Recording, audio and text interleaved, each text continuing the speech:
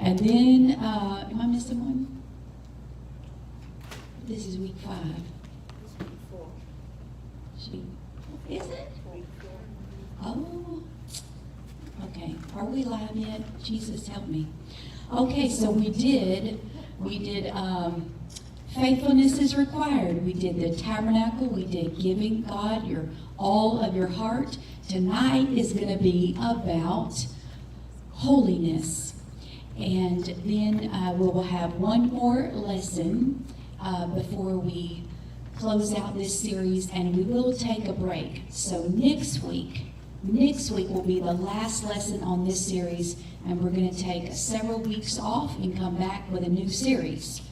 So be excited about it. It's going to be good. It's going to be really good. So I wanted to tell you real quickly before Pastor comes to teach tonight that on the back of this, very back of your notes, you're going to see an old hymn. And tonight, when I was helping him with his handout, for some reason, I just started singing this song in my mind. And I think it's because of the words in the second verse, "Consecrate me now to thy service, Lord." But for some reason, this song just came to my mind. It's an old hymn, and if you know anything about Fanny Crosby, she was a prolific American hymn writer.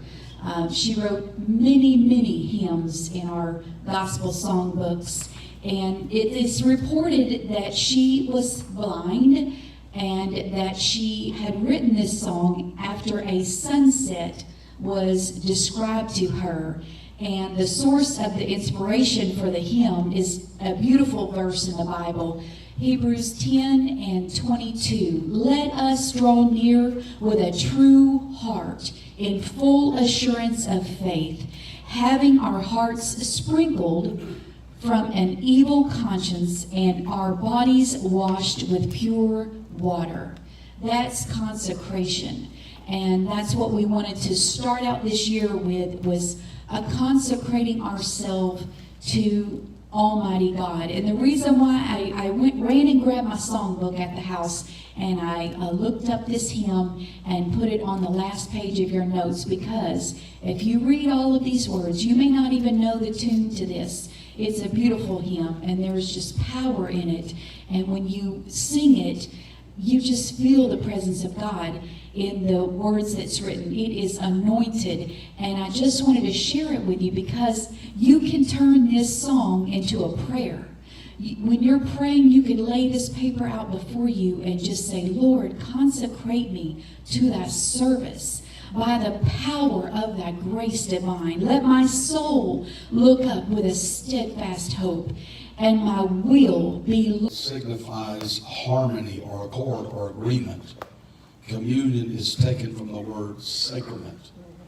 You've heard people say that we are going to observe sacrament tonight, or this day, or we're going to observe the Lord's table, the Lord's body.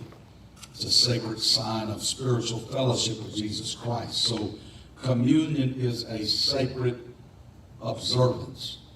Isaiah had something very unique that I wanted to bring out before we really get into this study, and that is in the 43rd chapter, verse number 19. "Behold, God said, I will do a new thing. Now it shall spring forth. Shall you not know it?" Question. I'm going to do something new. Are you going to know it?